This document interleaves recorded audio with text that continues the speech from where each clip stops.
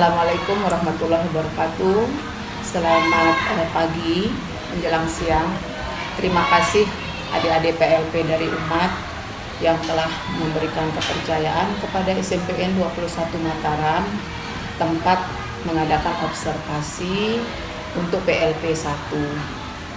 Jadi saya memperkenalkan diri dulu. Nama saya Bu Hajah Rohana Helmi SPD. Saya kebetulan menjabat sekarang sebagai PLP dari kepala sekolah karena kemarin Desember kepala sekolahnya pensiun. Jadi menjelaskan bahwa sekolah ini berdiri dari tahun 2006. Kebetulan sekali saya lama di sini. Jadi saya mengetahui bagaimana saya mengetahui sedikit bagaimana perkembangan daripada sekolah SMPN 21 Mataram ini. Jadi SMPN 21 Mataram ini alhamdulillah yang kemarin tahun kemarin 2023 akhir kita sudah merayakan ulang tahunnya yang ke-17 ya. Jadi dia sudah semakin beranjak dewasa. Jadi SMPN 21 Mataram ini yang jumlah siswanya yang sudah banyak, udah dengan 17 tahun ini. Jadi di sini posisi sekolah kita ini ada di lingkungan Skarbele, ya. Adapun muridnya itu dari lingkungan Skarbele, Batu Ringgit, kemudian ada juga dari Batu Mediri, kemudian dari Karangseme, sebagian juga ada dari BTNP Pabri. Jadi SMPN 21 Mataram ini mempunyai strategi untuk SMPN 21 Mataram adalah sebagai satu KBM, tentunya KBM kegiatan belajar yang dengan guru-gurunya yang alhamdulillah energik, kemudian semangat karena mereka masih tergolong masih banyak muda-muda. Kemudian yang kedua ada ekstrakurikuler yang tentunya yang sangat mendukung untuk KBM anak-anak. Di antaranya ada pramuka, ada drum band. Kemudian kita akan mengusahakan besok ini yaitu ekstrakurikuler ditambah dengan ekstrakurikuler sepak bola. Insya Allah akan mendukung semua talenta siswa yang ada di sekitar sini. Tak lupa kita punya literasi. Jadi literasi juga di sini sangat kita dukung di sini literasi. Ya salah satu program sekolah yaitu mengaji. Jadi mereka sebelum mereka masuk ke dalam kelas kita ngaji bersama di situ sebagai literasi kita kurang lebih dari 15 sampai 20 menit. Jadi sebelum mereka masuk ke kelas. Kemudian ada lagi nanti pada waktu mereka juga, ini salah satu literasi yang program dari sekolah yaitu sholat berjamaah. Jadi setelah selesai KBM mereka anak-anak semua sholat berjamaah sehingga semua yang literasi yang kami lakukan semoga menjadi siraman rohani buat anak-anak kita dengan sebelum mereka menerima pelajaran dan setelah mereka menerima pelajaran sampai ke rumah mereka masing-masing.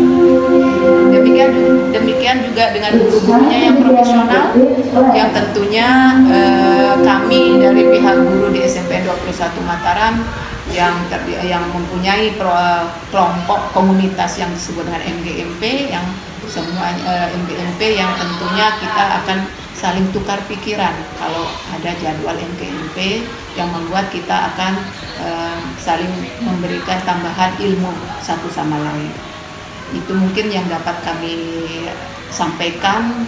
Saya mewakili teman-teman dari SMPN 21 Mataram mengucapkan sekali lagi terima kasih atas kerjasamanya pihak Universitas Muhammadiyah dengan SMPN 21 Mataram. Terima kasih. Sekian. Assalamualaikum warahmatullahi wabarakatuh. Pemerintah secara umum ya, untuk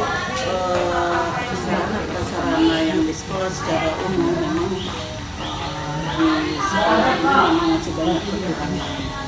Contoh gedung bisa lihat sendiri kan kondisi dari ujung yang di sana yang pembangunan pertama sampai yang di situ baru hanya separuh yang bisa diselesaikan dan itu pun tidak tuntas. Kemudian gedung yang dari sini dari ruang KU sampai ruang kepala sekolah itu kondisinya rusak hampir 80%. Nah, kalau hujan sama besarnya hujan di luar maupun hujan di dalam bisa dicek dari atas di ruang kepala sekolah. Memang dari pihak sekolah sudah bolak-balik mengganti, tetapi itu ternyata tidak bisa menutupi, itu harus dibangun secara keseluruhan. Kemudian untuk proses administrasi kantor, kalau untuk komputernya ya sementara masih cukup, tetapi komputer ini juga dipakai untuk kegiatan LMDK dan itu sangat kurang untuk sekolah kami. Paling tidak kami membutuhkan itu 25 komputer, sehingga ketika kegiatan LMDK itu kami tidak meminjam sampai sini. Kemudian untuk laptop itu yang sangat dibutuhkan oleh kurikulum, sarana prasarana seperti operator dapodik, operator BMD itu harus punya itu masing-masing satu. Sementara kami di sini hanya satu untuk operator dapodik saja. Mengapa laptop itu dibutuhkan? Karena kegiatan di luar kan harus membawa laptop, nggak mungkin kita bawa komputer seperti ini. Nah, itu banyak sekali kekurangan. Kemudian untuk kursi meja, ya kemarin memang hampir 80% rusak, tetapi sedikit-sedikit diperbaiki dan ada dropping dari dinas. Nah, untuk yang lain apalagi? Untuk perpustakaan kami punya sudah layak lah, cuman buku-buku mungkin yang kurang ya, referensinya untuk buku-buku ini untuk bacaan anak-anak di waktu senggang seperti cerita-cerita rakyat itu kan dibutuhkan juga untuk anak-anak. Kemudian untuk buku-buku ensiklopedia itu kan butuh, anak-anak kan bisa melihat dari situ, walaupun sekarang medsos itu gampang aja terus di Google, tapi dengan kondisi anak-anak kita di sini mungkin memang perlu dibutuhkan buku-buku pendukung seperti itu. Terus kemudian lagi untuk apa ya,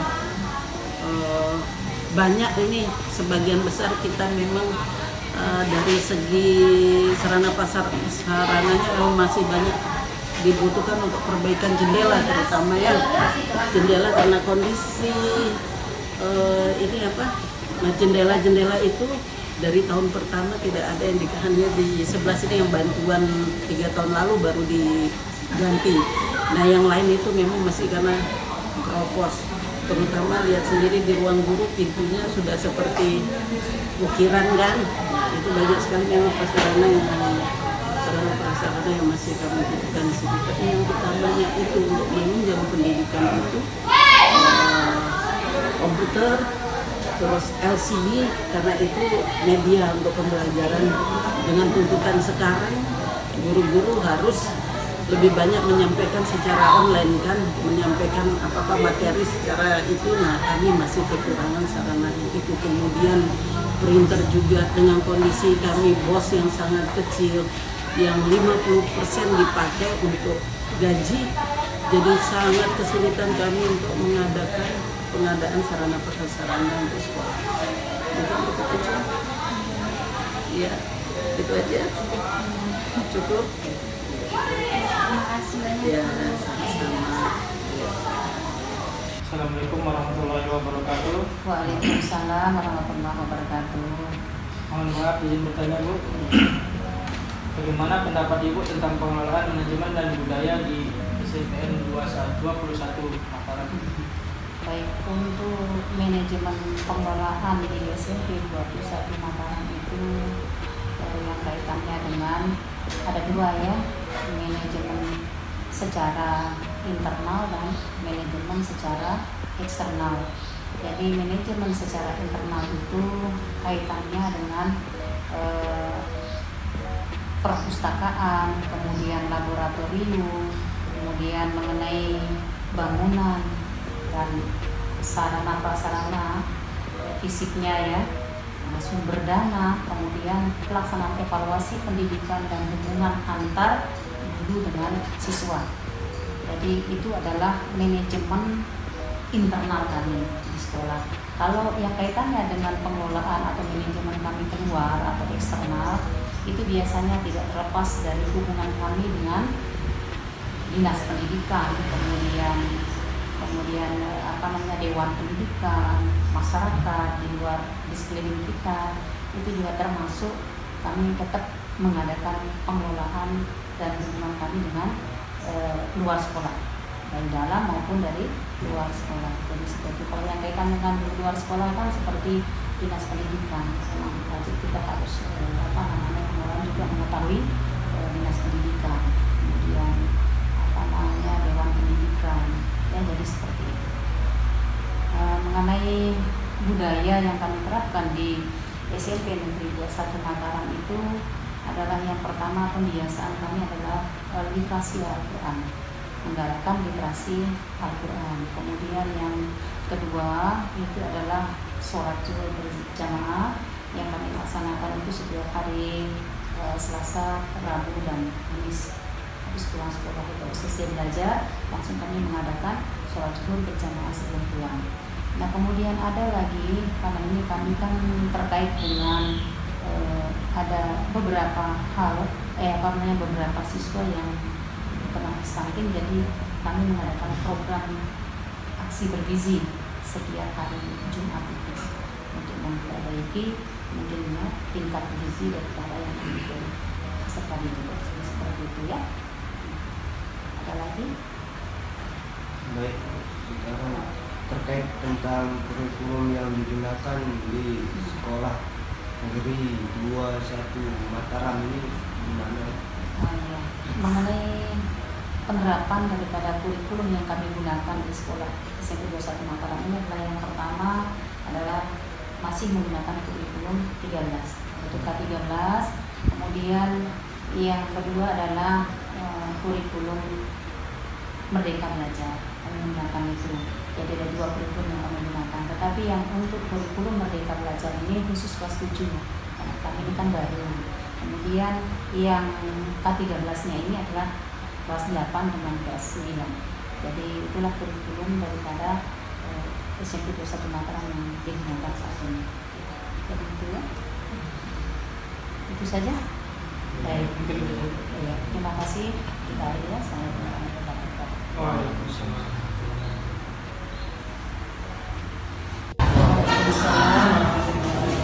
Maaf, izin bertanya Bu, bagaimana penjelasan Ibu tentang kebijakan dan program kesesuaian dan BK di SMPN 21 Negeri Mataram? Yaitu kebijakan tentang program kesiswaan dan BK itu memang terlaksana di SMP 21 Mataram. Hanya saja tupoksi daripada BK dengan kesiswaan itu beda. Kalau masalah penanganan kesiswaan ada permasalahan yang terjadi di siswa, itu memang awalnya ditangani oleh kesiswaan. Nanti barulah kesiswaan setelah menangani kasus anak, maka kesiswaan berkoordinasi kembali kepada BK. Jadi pelaksanaan kedua BK dengan kesiswaan ini sejalan, karena tugas dia berkaitan dengan kasus-kasus yang terjadi yang peserta ini. Tetapi untuk lebih jelas dan dulunya itu kita menyampaikan langsung ke pendidikan masyarakat, bagaimana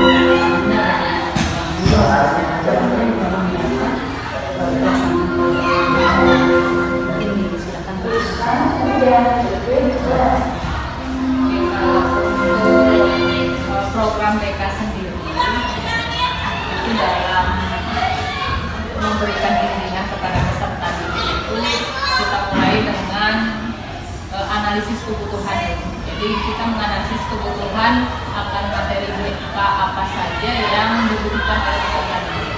Jadi lewat angket kita berikan kepada siswa. Di situ ada beberapa sejumlah pernyataan yang nantinya bisa kita tentukan kebutuhan akan materi apa saja yang mereka butuhkan di materi di bimbingan konseling. Misalnya ada 4 bimbingan kan kalau di bimbingan konseling itu: bimbingan pribadi, bimbingan sosial, kemudian belajar dan karir.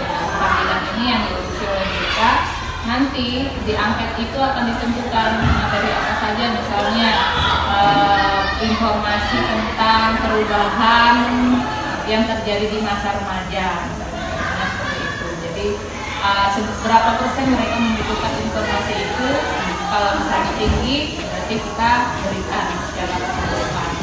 Itu juga dengan materi yang lain, dan itu sudah ditentukan di dalam modul informasi.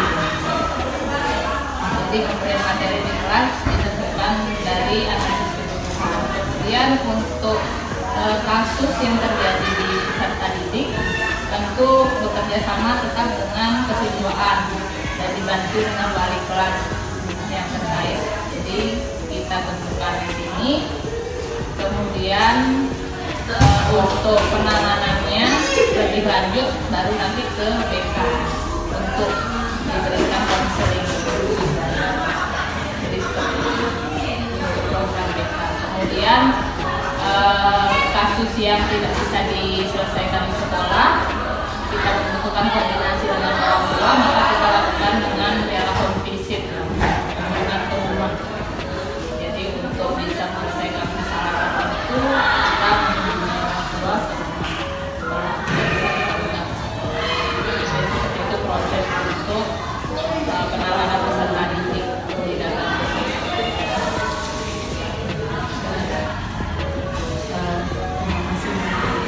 kemudian kita tambahan dari di sini bisa kita lihat sendiri bagaimana kegiatan olimpiade itu melibatkan kesiswaan. Jadi kalau misalnya ada lomba-lomba itu pasti ada sekolah, kegiatan di sekolah, mau di luar maupun di dalam itu merupakan tugas